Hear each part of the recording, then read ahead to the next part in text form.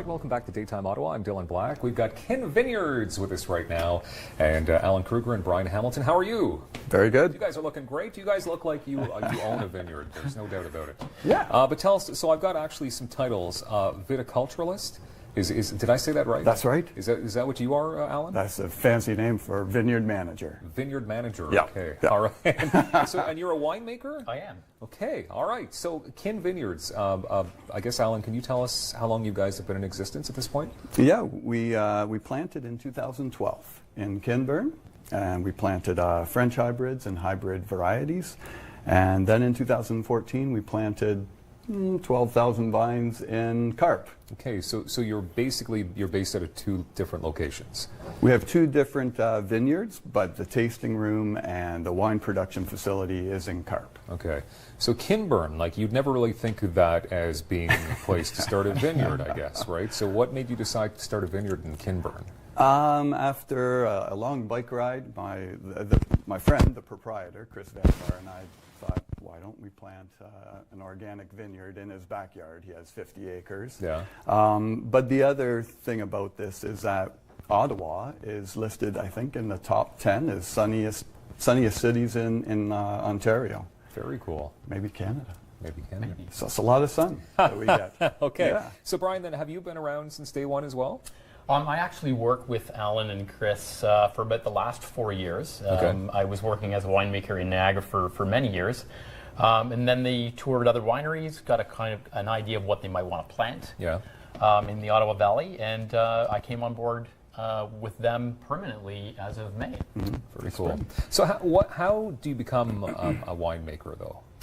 Much of it is just really self-driven passion for gaining knowledge. So I've worked abroad in California, New Zealand, attended university at the Cool Climate Œnology and Viticulture Institute at Brock University, and then worked in Niagara for many years. That's cool. And of course, Niagara, I guess, is the wine region everybody's always talking about. Probably the best known wine region in Canada. Yeah. Certainly Prince Edward County is getting a new reputation for doing Chardonnay and Pinot. And that's what we have planted at the Kinburn Vineyard, which will come on board next year. That's why we need to get Kinburn and Carp up there with Niagara, Prince Edward County, and that's what you're doing. You're doing your part, obviously. Our own region. So you brought a bunch of wines with you. Perhaps you can let us know about what you have here. Certainly. So we have a couple of different reds on the left side that are both from our Kinburn Vineyard in the Ottawa Valley. So it's kind of nice to showcase the fact that we're already growing the vines that would typically do well in this climate. We have a Maréchal Foch, which is a French-American hybrid. It makes a really great full-bodied red, which does well in our climate. Dark Horse is our take on a hybrid grape called Frontenac. Again, can make a really great full-bodied red. And then on the right-hand side, we have examples of Chardonnay and Pinot Noir, which we've planted at our Carp Vineyard and should come on production by next year. Okay. When you say hybrid grape, what exactly do you mean by that?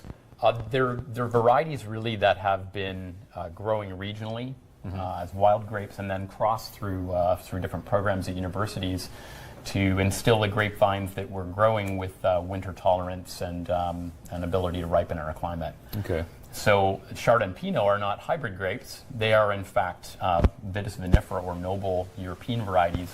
And at this point, we're the only people who are doing that in Ottawa. Okay. You know your stuff about wine. Like all the words you said there, no idea.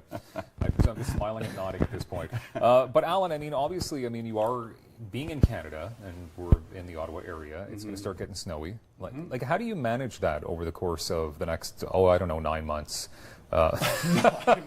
Maybe not that long, but like at least 4 or 5 months where we do have snow on the ground. That's right. So actually, the French hybrid, as well as the vinifera, the European classic varieties, do have to be like they are in the county, taken off the trellis.